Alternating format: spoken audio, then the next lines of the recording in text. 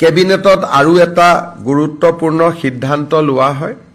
আপোনালোকে জানে যে আমি খানাপাৰাৰ সমীপত সোণাপুৰত জুবিন গাৰ্গক শেষ বিদায় বা আমি অন্ত্যেষ্টিক্ৰিয়া বা তেওঁৰ শেষ যাত্ৰা যিটো স্থান তাক আমি ৰাজ্য চৰকাৰে নিৰ্ধাৰণ কৰিছিলোঁ আৰু সকলোৱে তাক গ্ৰহণ কৰাৰ পিছত জুবিন গাৰ্গৰ শেষকৃত্য তাতে আমি সম্পাদন কৰোঁ। যোৱা এটা মাহ ৰাজ্য চৰকাৰে দৰ্শনাৰ্থী বা অনুৰাগীসকল গৈ থকাৰ কাৰণে সমাধিটোৰ স্থায়ী নিৰ্মাণৰ ক্ষেত্ৰত আমি বিশেষ ব্যৱস্থা লোৱা নাছিলোঁ। আজি সমাধিটোৰ স্থায়ী নিৰ্মাণৰ বাবে ৰাজ্য চৰকাৰৰ লোক নিৰ্মাণ বিভাগক দায়িত্ব অৰ্পণ কৰা হয়। লোক নিৰ্মাণ বিভাগে সমাধিটোৰ স্থায়ী নিৰ্মাণৰ বাবে এখন পৰিকল্পনা প্ৰস্তুত কৰিব। কিন্তু সেই পৰিকল্পনাখনক চূড়ান্ত ৰূপ দিবলৈ আজি ৰাজ্য চৰকাৰে কমিটি এখন নিৰ্মাণ কৰে।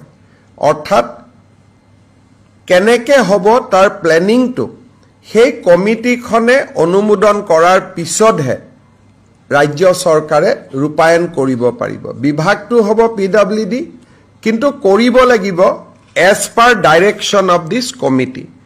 কমিটিৰ সদস্যসকল হ'ল শ্ৰীমতী গৰিমা গাৰ্গ, শ্ৰীমতী পামী বৰঠাকুৰ, শ্ৰী শ্যামন্ত গৌতম, শ্ৰী পাৰ্থসাৰথী মহন্ত, শ্ৰী বীৰেন সিংহা, শ্ৰীমতী অনুৰাধা শৰ্মা পূজাৰী, শ্ৰী প্ৰাঞ্জল শইকীয়া, শ্ৰী পুলক বেনাৰ্জী, শ্ৰী দুলাল মানকি, শ্ৰীমতী তৰালী শৰ্মা আৰু আমাৰ শংকৰদেৱ কলাক্ষেত্ৰৰ যুটীয়া সচিব সুদৰ্শন ঠাকুৰ এই কমিটিখনৰ আহ্বায়কৰ দায়িত্ব পালন কৰিব।